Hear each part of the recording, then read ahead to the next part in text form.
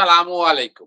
मोहम्मद अज़हर सिद्दीक अपने programme political diaries के साथ हाजिर खिदमत में है और आसमे वादा ब्रिगेडियर रिटायर गजनफर अली साहब आपके साथ मौजूद हैं। अच्छा, पिछले दिनों आपने इनकी वो देखी होगी अपना क्लिप जो है नईम भट्ट ने जब ये सारा किया तो आखिर मैं फिर हमें तो प्यार है ना इनके साथ गजनफर साहब के साथ, तो इसको फिर वायरल वो इतनी ज्यादा वायरल हुई कि जिसमें नवाज शरीफ के जो बातें आज कर रहे हैं, आज ठट्ठा और मजाक उड़ाते फिर रहे हैं, उन्हें कंपेयर कर रहे थे अपने साथ। तारीख गवाह है इस बात की कि जितना लूटा और जितना हालात बुरे किए हैं इन लोगों ने, वो तारीख की गवाह, तारीखी तौर पर आप देखिएगा। एक तो अभी हम उसको जोड़ेंगे हम शेख रशीद के साथ, कस्टोडियल टॉर्चर के साथ। दूसरा इलेक्शंस के कॉन्टेक्स्ट में कि क्या इलेक्शन हो जाने हैं। और तीसरा जो मामला है कि वो कहा जाता है कि रेड लाइन, इमरान ने रेड लाइन क्रॉस कर लिया है। वो रेड लाइन है क्या? पहले तो चलते हैं। पहले तो ये बताइएगा, शेख रशीद वाले मामले में देखें आप, फवाद चौधरी में देखें, हथकड़ियां, हाथ बंधे हुए, सर पे काले रंग के कपड़े और धक्के दे के, यानी तजलील की वो इंतहा कर दी। मैं अभी जान के जिक्र नहीं कर रहा आजम सवाती का और शहबाज गिल वाले का, लेकिन ये तो दो लोग ऐसे थे ना कि जिन्होंने क्या ऐसा कुछ कर दिया। मुंशी कहा था ना, या या वो यानी वो तो चले मान ले कोई इदारे थे ना हमारे, वैसे तो इदारा तो नाम की कोई चीज नहीं है, या मुंशी कहा था। और किसी ने मुझसे पूछा कि शेख रशीद साहब ने, हमने कहा जी वो 302 जो सेकंड है ना कत्ल का, उसके 300 के साथ ए बी सी ऐड हो गया। ए में ऐड हो गया तौहीन बिलावल, तौहीन जरदारी, सॉरी। बी में ऐड हो गया तौहीन जरदारी, यानी कत्ल की सजा होगी। लग तो यही रहा है। चलें, चलते हैं। आप इस बारे में क्या कहते हैं जनाब ब्रिगेडियर गजनफर साहब? क्या कस्टोडियल टॉर्चर और इस सारे मसले में, इसके आखिर में आपसे ना, सेगमेंट की इस वाले सेगमेंट के आखिर में आपसे वो जब आप सेक्टर कमांडर थे और ये जो जमहूरियत के अलम बरदार, जो बेसिकली बुनियादी तौर पर आमरीत की पैदावार है, उनके बारे में पूछेंगे। दोनों का सवाल पहले जरा ये बता दीजिएगा, कस्टोडियल टॉर्चर के ऊपर, पाकिस्तान में रहते हैं, रास्ते पाकिस्तान में, बुनियादी हक यहाँ पर जिंदा है, जिंदा जावेद है। और दूसरा ये वाला वाक्य भी बता दीजिएगा। बहुत बहुत शुक्रिया अजय सदीक साहब। आप हम मैं तो ह्यूमन राइट्स की हम बात करते हैं और मैं बड़े अरसे से ह्यूमन राइट्स वायलेशन जो कश्मीर में हो रही है या जो मुसलमानों के साथ इराक में हुआ या सीरिया में जो कुछ हुआ और जो आज हो रहा है, उसके हवाले से हम बहुत सारे इंटरनेशनल लेवल पे भी सेमिनार में प्रोग्राम करके उन फोर्सेस को तस्दीर आमेज रिमार्क्स देते थे और ह्यूमन राइट्स वायलेटर्स के तौर पे जो कुछ हो रहा है वो बहुत दुख और अफसोस होता था और उसमें हम उनको मुजरिम गर्दानते थे। लेकिन क्योंकि एक इंसान के ऊपर जुल्म मैं बुनियादी तौर पे किस तरह से देखता हूँ कि हमारे कुरान पाक में मुसलमानों के लिए डायरेक्शन है, आपने पढ़ा होगा। उन्होंने कहा जी एक इंसान का कत्ल पूरी इंसानियत का कत्ल होता है। अब इंसान इसका मतलब है कि सिर्फ रियासत में नहीं, सिर्फ मुल्कों में नहीं, बल्कि इंसान एक मजहब के अंदर भी बहुत बड़ी हैसियत रखता है। वो इंसान चाहे क्रिश्चियन हो, चाहे मुसलमान हो, चाहे वो अपना किसी और मजहब से ताल्लुक रखता हो, हिंदू हो, कोई हो, तो अगर उस इंसान की तजलील की जाए और एक ऑर्गेनाइज तजलील की जाए और तजलील करने वाले टेलीविजन पे आके लंबे लंबे भाषण दे, ह्यूमन राइट्स पे लंबे लंबे भाषण दे, कॉन्स्टिट्यूशन पे लंबे लंबे भाषण दे, कानून पे, तो दिल करता है कि ऐसे लोगों को गिरबान से पकड़ के नीचे घसीट लिया जाए उस स्टेज से या उस माइक से जिससे बोले। झूठापे की, हिपोक्रेसी की, धोखाधड़ी की इंतहा हो गई है इस मुल्क में। यानी इस बुरे तरीके से लोगों को कंप्रेस किया जा रहा है कि कहना है कि आवाज ना निकालो नहीं तो तुम्हें गरक कर देंगे, हम बोलो मत, अगर बोलोगे तो हम तुम्हें तबाह बर्बाद कर देंगे। यानी अब एक सिनेरियो अपने जहन में लेके आइए, पाकिस्तान का मौजूदा सिनेरियो, और उसमें देखिए आज अनवर मकसूद साहब ने कल लिटरेरी फेस्टिवल में बड़ा इंटरेस्टिंग जुमला कहा है, वो पाकिस्तान के लिए, पाकिस्तान के हुक्मरानों के लिए, एक मैं कहता हूं कि एक वार्निंग की हैसियत रखता है। उन्होंने कहा कि जी पाकिस्तान की हुकूमत, मैंने अखबार में पढ़ा है कि हुकूमत पाकिस्तान टर्की और शाम के अवाम के साथ खड़ी हुई है, जहां जल्जला आया है उनके साथ खड़ी हुई है और अपने अवाम के साथ बैठी हुई है, बल्कि लेटी हुई है। तो अब आप उससे अंदाजा लगा लीजिएगा यहाँ हिपोक्रेसी का, धोखाधड़ी का बुनियादी तौर पे लेवल क्या है। दो चीजें देखिए, टर्की में जलसा जलसा जो जल्जला आता है, ये जो आपका इंपोर्टेड प्राइम मिनिस्टर है, मुझे पता नहीं इसका जहन क्या है, मुझे नहीं समझ आता। आई फेल टू अंडरस्टैंड कि ये ऐसी ऐसी हरकतें क्यों करता है। ये प्राइम मिनिस्टर है यार, तुम चलो जबरदस्ती बने हो, बन तो गए हो, उस प्राइम मिनिस्टर के ऑफिस की लाज रख लो। ये अनाउंस कर देता है कि जी हम टर्की जा रहे हैं, और वहां जल्जला आया हुआ है यार। वो लोग इस पोजीशन में नहीं है आपको रिसीव करे। 28 लाख डॉलर ये खर्च करने जा रहे थे। इन्होंने वहां होटलों में वो बिलावल, वो तो सारे यशियों के लिए जाते हैं ना। ये आपको पता है ये क्या करते हैं होटलों में जाके, ये किस किस्म की अय्याशियां करते हैं होटलों में, मेरे और आपके टैक्स पेयर के पैसे में। तो वहां जाके ये अय्याशियां, वहां जल्जला है, ये अय्याशियां करे। तो शुक्र है टर्की के प्रेसिडेंट का जिसने पाकिस्तान के अवाम के पैसे बचा लिए। तो ये जो करेक्टर है इस हुकूमत का, अब इस हुकूमत के इस करेक्टर के साथ आप देखिए, आप कॉन्स्टिट्यूशन मुझसे ज्यादा जानते हैं, आप कानून भी मुझसे ज्यादा जानते हो। कॉन्स्टिट्यूशन का आर्टिकल 92 है, वो क्या कहता है? वो कहता है कि वज़रा की तादाद और मशीरान की तादाद जो है वो आपके असम्बली के साइज के हिसाब से 11% से ज्यादा नहीं होगी। अब 11% जो है वो कितने बनते हैं? 49 बनते हैं। आज आपके वज़रा और मशीर कितने हैं? 85। 85 वज़रा और मगर पाकिस्तान के लोग आवाज नहीं उठाते। इतने हम दब गए हैं कि हमें आवाज उठाने की हिम्मत खत्म हो गई है। हम नहीं पूछते सवाल कि तुम किसके नाम पैसों पे अय्याशी कर रहे हो। तुम लुटेरे हो, डाकू हो, चोर हो कौन तुम? आईएमएफ आपको जूते मार रहा है, आप उस जूते को पाकिस्तान के अवाम के ऊपर मार रहे हैं। आप पाकिस्तान, अब आईएमएफ के जरिए पाकिस्तान के अवाम को इतना कि वो एक रोटी, एक वक्त की रोटी के मुता, वो तो चलो चीजें थी। अब उसके साथ साथ यहाँ पे निगरान हुकूमतें। अगर सदीक साहब, निगरान हुकूमतों का करेक्टर क्या होता है? इससे पहले हसन अस्करी की निगरान हुकूमत रही है, उससे पहले निगरान हुकूमत रही है, नजम सेठी भी थे। इतने अरेस्ट, इतने छापे, इतने गिरफ्तारियां आपने देखी थी उस हुकूमत में, और सिर्फ एक पार्टी के लोगों की। एक यानी इसमें दो डिविजन है ना। एक है हुकूमत जिसके अंदर 13 चोर किस्म की पार्टी है, ठीक है, जो कोई मजहब के नाम पे लोगों को एक्सप्लॉइट करते हैं, कुछ सियासत के नाम पे एक्सप्लॉइट करते हैं, कुछ है जो सिंध को तबाह बर्बाद करके यहाँ पे आए हैं, लोगों की रोजी खा के आए हैं, रोटी खा के आए हैं, कुछ है जो जल्जले के पैसे खाते हैं, कुछ है जो अपना मशलवाना ने 72 मिलियन डाले वो खाते हैं। एक 13 पार्टियां, वो चोरों का मुजमा वो है, और एक दूसरी तरफ पार्टी है पीएमएलक्यू और पीटीआई है। अब उस लाइन ऑफ थिंकिंग से ताल्लुक रखने वाले लोगों को, जैसे शेख रशीद की आपने बात की यार, 80 साल 70 75 साल का वो शख्स है, अगर उसका कोई आइडिया है, अगर वो कह रहा है कि मैं इमरान खान, तो क्या इसमें इसमें इसमें बुराई क्या है? मुझे बताएं ना। इमरान खान कोई नरेंद्र मोदी तो नहीं है, या कोई परवेज लाई जो है वो इंडिया से तो नहीं आया, और आप उस पर जुल्म कर रहे हैं, तो इसका मतलब आप कहां से तशरीफ लाए? Are you Pakistani? तुम तो वो काम कर रहे हैं जो इंडियन फोर्सेज इंडिया में वहां पे कश्मीरियों के साथ कर दिए, लोगों के मुंह के ऊपर कपड़े डाल देते हैं। याद रखिएगा, ये हुकूमत पंजाब निगरान में एक पर्चा थाना आपारा में, एक मरी में जमानत होगी, थाना आपारा में सेशन कोर्ट ने जमानत ही मुस्तरद कर दी है। कमाल ही हो गया है। क्या करें, मतलब बताएं ना। अच्छा, अब लोग ये समझ रहे हैं, जो ये करवा रहे हैं ना, वो ये समझ रहे हैं कि कोई नहीं जानता कि कौन करवा रहा है। यार मुझे बड़ा दुख है अजहर सदीक साहब, आज जो अपना फैज फेस्टिवल में जिस तरह उन लोगों को जो करवा रहे हैं, उनके ऊपर जो लान तान की गई है या जिस तरह चीजें की गई हैं, ये एक आई ओपनर है।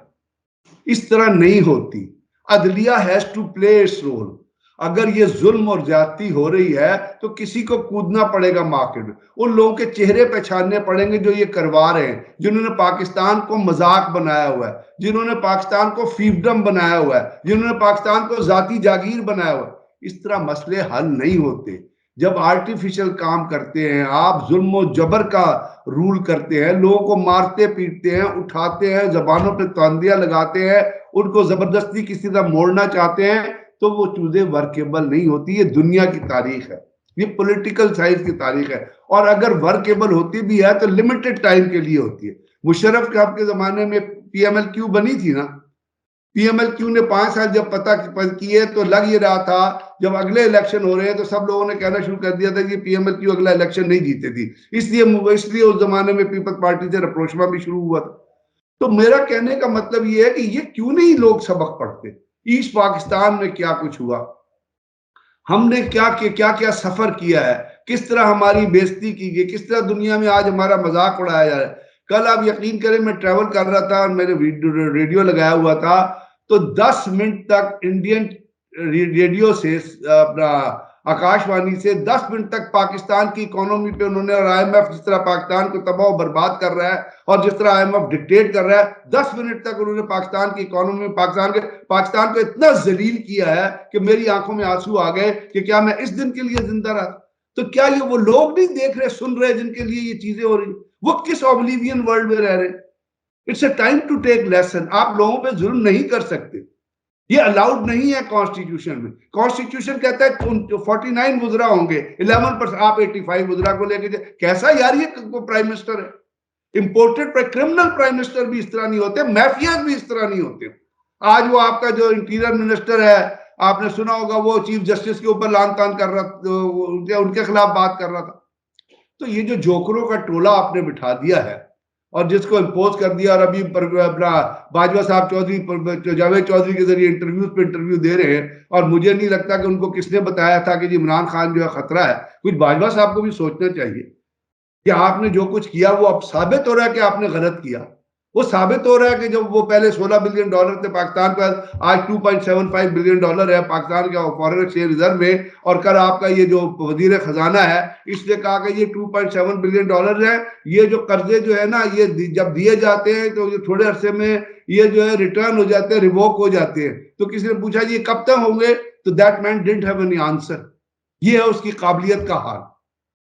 वो अच्छा, बुनियादी तौर पे एक अकाउंटेंट है, उसको पाकिस्तान की इकोनॉमी तबाह करने के लिए आपने लगा दिया है। वो इकोनॉमी तबाह, सोशल साइड तबाह, आपके कानून तबाह, निगरान हुकूमत का करेक्टर तबाह, अदलिया के अपना फैसलों की सुनवाई नहीं हो रही। तो आखिर हम खड़े हुए कहाँ हैं, रियासत के तौर पे या गवर्नमेंट के तौर? क्या इस दिन के लिए पाकिस्तान बना था?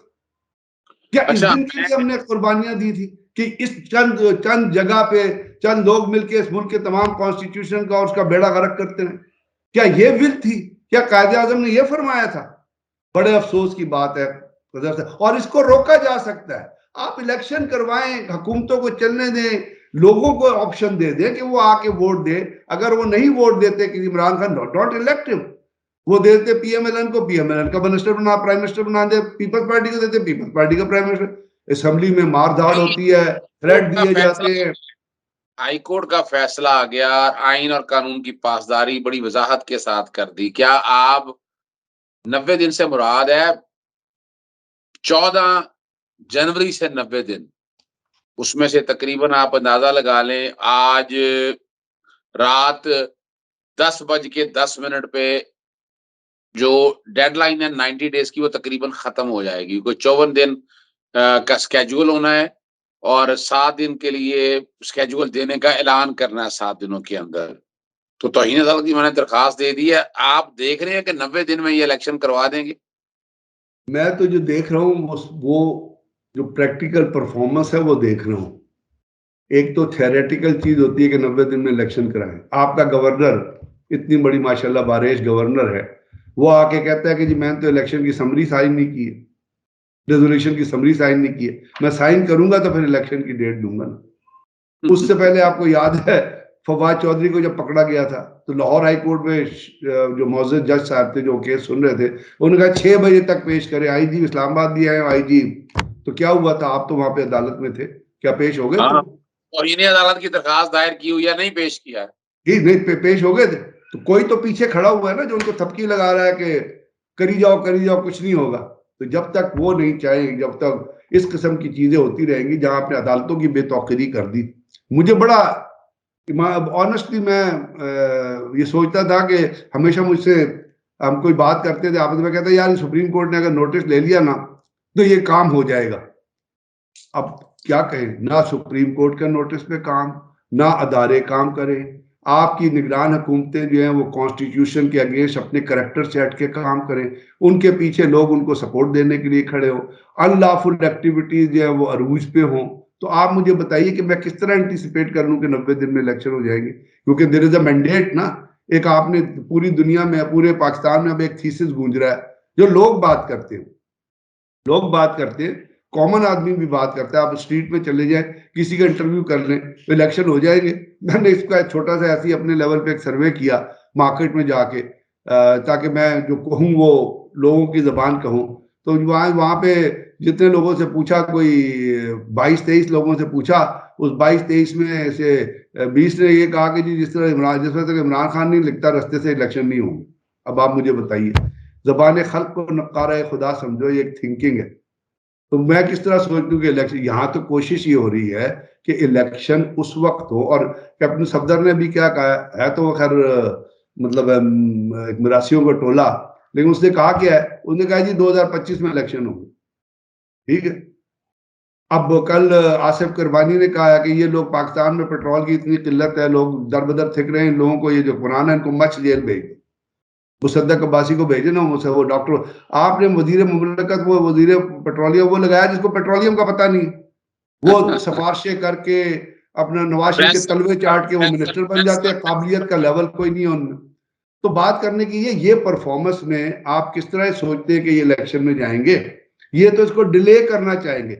और जब सर्कमस्टांसेस भी सूट कर रहे हो डिले करने के लिए, और मार्केट फोर्सेस भी साथ खड़ी हो डिले करने के लिए, तो मुझे तो नहीं लगता कि कोई इलेक्शन के, हाँ इलेक्शन होंगे उस वक्त जिस वक्त लोग जो थीसिस दे रहे हैं वो पूरा हो गया तो शायद इलेक्शन करवा दें। क्योंकि अब तो 100%, ये तो बाहर की बात है ना, ये तो सर्वे बहुत सारी कर चुकी है। कल बहुत सारे आपके एंकर सर्वे कर रहे हैं, जहां पे चीजें जो सामने आती जा रही है। कोई जावेद चौधरी के साथ जरिए कॉलम लिखा के तो कोई परसेप्शन चेंज नहीं हो जाएगी ना, बल्कि और लोग हंसते हैं। ठीक है ना। जैसे उन्होंने कहा कि जी, बाजवा साहब ने कहा कि जी इमरान खान खतरा था, तो लोग पूछ रहे हैं सवाल की उन्होंने उनको किसने बताया था खतरा, और क्या उसने ऐसा किया जो खतरा था। ठीक है। तो अगर खतरा था तो फिर उसके आगे इफ करके और सवाल शुरू हो जाते। तो इन नहीं तमाम उसको बैकग्राउंड्स को देखते हुए, हटाना था, इस तरह से खतरा था, इस तरह से आपने हटाया, यानी किस तरह हटाया गया? लोग पैसे दे के खरीदे गए आपने, और पैसा भी वो लोग सवाल करते हैं कि मुल्क से बाहर आया है, बगावत हुई है। अब ये वो सारे सवाल हैं। चले हम आखिरी सवाल की तरफ चलते हैं। मैं एक आप चीज यहाँ पे जरूर एक चीज थोड़ी सी कोट करना चाहूंगा, ताकि लोगों को पता चले कि हम जो है कोई वो प्रोपेगेंडा नहीं करते। ये जो पैसे की बात है ना, तो मैं कोट करता हूँ, सईद आफरीदी साहब है, वो अमेरिका में होते हैं, वो पॉलिटिकल अपना पॉलिटिक्स, सिक्योरिटी और एनर्जी सिक्योरिटी के एक्सपर्ट हैं। और उनके कॉलम भी आते रहते हैं, उनके आर्टिकल भी आते हैं, अमेरिकन गवर्नमेंट के बड़े करीब क्लोज है। उन्होंने अपने एक आर्टिकल में, ट्वीट्स में एक चीज कही थी। उन्होंने कहा था मैंने रिजीम चेंज के ऊपर अमेरिकन ऑफिशियल से बात की थी, और अब मैं जो कुछ प्रिंट कर रहा हूँ, मैंने उनसे पूछा है कि मेरी आपसे जो बातचीत हुई है क्या वो मैं छाप दूं। उन्होंने कहा हाँ जी बिल्कुल छाप दें। तो बहुत लंबी चौड़ी बातचीत थी, जिसमें रिजीम चेंज में अमेरिकन ने एक्सेप्ट किया था कि हमने इसमें हिस्सा लिया है, क्योंकि Imran Khan was going to Russia, court Saeed Afridi. उसकी वजह से उन्होंने एक लाइन लिखी थी आखिर में, कहा था कि और जब ये फैसला कर लिया गया तो पाकिस्तान के अंदर जो अमेरिकन एनजीओज काम कर रही थी उनको टास्क दिया गया था अमेरिकन गवर्नमेंट की या सीआईए की तरफ से कि आप उन लोगों को रिसोर्सेज मुहैया करें जो इमरान खान के खिलाफ तहरीक अदम एतमाद में खड़े हो रहे हैं। कोर्ट सईद आफरीदी, वो रिसोर्सेज क्या थे? वो था डॉलर और पैसे, जो थैले आपको सिंध हाउस में नजर आए, जो थैले गालिबन आसिफ जरदारी को पहुंचाए गए, जो थैले आपको मैरियट होटल में नजर आए, वो पैसे थे। ये मैं नहीं कह रहा, ये सईद आफरीदी साहब ने अपने ट्वीट में और अपने आर्टिकल में लिखा है। तो जो लोग ये कहते हैं ना कि ये प्रोपेगेंडा है, कसम खाते हैं कि जी वो झूठी कसम खा रहे हैं, या किसी भी किताब पे कहो झूठी कसम, वो झूठे हैं, कंपल्सिव लायर्स हैं वो सारे। उन्होंने पैसे खाए हैं, अपनी अपनी अच्छा ऑनर को बेचा अच्छा है, इस मुल्क को बेचा है। अच्छा अच्छा, अब बात को जरा खत्म करते हैं। हम सारी बात को अगर आगे लेकर चलते हैं, अगर आप इन्हीं चीजों को अगर सामने रख कर देखें, और इमरान खान को रोकने की कोशिशें, काविशें सारी चल रही हैं। 13 सियासी जमातें पागल-ओ-तावली हो गई हैं। ज़ुल्फ़िकार अली भुट्टो और मोहतरमा बेनज़ीर भुट्टो की रूह काँप रही है। ये जो कुछ इन्होंने कर दिया है, आप क्या फ्यूचर देख रहे हैं पाकिस्तान का? मुख़्तसरन बताइएगा। Future Pakistan is in deep crisis and crisis में होना कोई बड़ी बात नहीं है। दुख की बात यह है कि जिन लोगों ने इसको क्राइसिस से निकालना है या जिनको पता होना चाहिए मुल्क क्राइसिस में है और उनको उस हिसाब से इकदाम लेने चाहिए, क्या उसमें आपके जो भी अदारे हैं, आपकी अदलिया है, सिक्योरिटी फोर्सेज हैं, कोई भी लोग, जो भी लोग जो हेड है, मतलब force as such in full तो अदारे काम नहीं करते, कुछ चंद हेड्स होते हैं जो डिसीजंस को मैनिपुलेट करते हैं, जो लोगों को एक टेबल पे लेके आते हैं, जो बातचीत के दौर शुरू कराते हैं। They are totally unconcern as of today. अगर क्राइसिस में हो, लोगों का कंसर्न हो, मैंने बताया ना आपका जो वजीर खजाना उससे पूछा गया कि ये जो लोन है ये कब रिवोक होगा, तो डिडंट हैव एन आंसर। वो पहले ही कह चुका है कि पाकिस्तान को अल्लाह ताला बचाएगा। तो हम हमेशा ही से कहते हैं कि जब मुश्किल में होते हैं हम कहते हैं अल्लाह खुदा ताला की जात पाकिस्तान को बचाएगी, तो सही। लेकिन जिन लोगों ने फैसले करने हैं, दे आर अनकंसर्न। वो सिर्फ अपनी अपनी अपने इंटरेस्ट में और अपने, यानी 85 वज़रा की फौज जो है वो पाकिस्तान की आवाम की बिजली खा रही है, पेट्रोल खा रही है, रिसोर्सेज खा रही है। कोई पूछने वाला नहीं, कोई शहबाज शरीफ को डायरेक्शन नहीं देता कि इतने मिनिस्टर हो।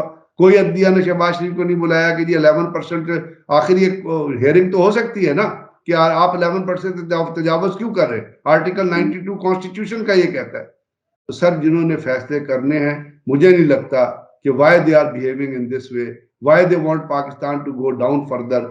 ये मेरे पास का जवाब नहीं है, सिर्फ मेरी सोच है। और अल्लाह ताला से दुआ है कि खुदा के बाद अल्लाह ताला तू ही कुछ करके पाकिस्तान को इस मुसीबत से निकाल। जिन्होंने करना है, दे आर टोटली अनकंसर्न। मर रहे हैं तो अवाम मर रहे हैं, गरीब लोग मर रहे हैं, मजलूम अवाम मर रहे हैं, और वो लोग मर रहे हैं जो उनकी थिंकिंग से मुताबिकत नहीं रखते, उनकी डायरेक्शन के मुताबिक काम नहीं करते। बहुत शुक्रिया जी। बस आखिर में छोटी सी बात आपकी, वो सेक्टर कमांडर के तौर पर आपने जो वो लोग सुनना चाहते हैं आपकी जुबान से मुख्तसरन बताइएगा। वैसे तो इनकी औकात कोई नहीं है, ये शरीफ खानदानी इनकी, ये तो वो ये कहा, इनको क्या पता जमहूरियत क्या है। क्या वाकई ये डरपोक तरीन आदमी है ये लोग? सर, ये तो बहुत ज्यादा बज करने वाले लोग हैं ना। देखिए, जो दुश्मन के सामने बज कर जाए ना, यानी जब ये नरेंद्र मोदी की स्वेयरिंग सेरेमनी में गया था, मैं आपको उस हकीकत की बात करूं जो तमाम पाकिस्तानियों ने देखी है। तो ये वहां क्या कि क्यों क्या इनका हुआ था, जगह तो तुम लाइन ऑफ कंट्रोल में फायर कर सकते हो जितना करो, मैं I will not visit line of control. ये गया क्या लाइन ऑफ कंट्रोल पे जब लोग इंडियन मार रहे थे? एक विजिट मुझे दिखा दे। मैं तो हकीकत पे बात करता हूं, मैं अपने जहन से कुछ बात नहीं करता। एक विजिट इस शख्स ने किया नहीं किया। अगर गया था बाद में तो शायद खाकान अब्बास साहब गए थे, जब फायर हो रहा था, लोग अपने गांव छोड़ के पीछे आ गए थे, फौज ने मोर्चे बना दिए थे, लोगों को टनल में शिफ्ट कर दिया था, फौज प्रोटेक्ट कर रही थी सिविलियंस को भी और अपने आप के ऊपर फायर भी ले रही थी। ये शख्स, ये प्राइम मिनिस्टर। दूसरी बात, नरेंद्र मोदी और अजीत कुमार डोभाल। अजीत कुमार डोभाल जो उनका नेशनल सिक्योरिटी एडवाइजर है, उसने एक लेक्चर में कहा था कि पाकिस्तान के अंदर मैं मर्सेनरीज को पैसे दूंगा कि पाकिस्तान के लोगों को मारें, उनको तबाह बर्बाद करें, औरतों की आबरूरेजी करें, वहां पे बॉम्ब ब्लास्ट करें। वो नेशनल सिक्योरिटी एडवाइजर इमरान अपना नवाज शरीफ के ड्राइंग रूम में बैठा होता, नवाज शरीफ उससे गले मिल रहा था। तो जिस लीडरशिप का ये करेक्टर हो, वो बोल्ड किस तरह हो सकती है? बोल्ड तो वो होता है जो आके कहे कि नरेंद्र मोदी फैशिस्ट है, वो बोल्ड होगा। जो नरेंद्र मोदी की दुनिया में पॉलिसियों में तनकीद करे, कहे जी इस्लाम के साथ जुल्म हो रहा है, वो बोल्ड होगा। जो बंदा मीक होगा, ये गए थे यूएनओ में, उन्होंने कश्मीर का यहाँ नाम लिया था प्राइम मिनिस्टर। फिर आपको पता है जाके वो एक होटल होता है न्यूयॉर्क में जिसके ओनर को इन्होंने वो बनाया, सेनेटर बनाया था, क्या बनाया था, वहां जाके कबाब खाते रहते 6 दिन। ठीक है, पूरे यूएन का सेशन अटेंड करने गए थे, पूरी फैमिली को पाकिस्तान के टैक्स पेयर पे साथ ले गए थे। दुनिया में पहली दफा हुआ कि फैमिली की बच्ची जो है यूएनओ के सेशन में बैठी। तो ये तो इस किस्म के मजाकिया काम करते, जैसे अभी कह दिया टर्की में जलसा आया तो कहा, जलसा आया तो कहा जी मैं टर्की जा रहा हूं। तो इनसे आप कोई चीज, ये बोल्ड लीडरशिप की मिसाल है। अगर बोल्ड लीडरशिप होती तो भागती ना। जब आप रात को जब अपना आप जहाज में चढ़ के चले गए और पीछे मुड़ के नहीं देखा और पार्टी को छोड़ के चले गए, वो तो पार्टी के लोगों की कमिटमेंट है जो खड़े रहे उनके साथ। नहीं तो बहुत सारे लोग तो इनको गालियां देते थे जब ये चले गए थे, literally they used to abuse them. तो लोग और जो वो हर वायदा दफा भाग करके जाता है। वायदा अभी देखिए ना, जाली सर्टिफिकेट देके जन बाजवा से रिक्वेस्ट करके ये मुल्क से भागे थे। ये बोल्ड लीडरशिप है।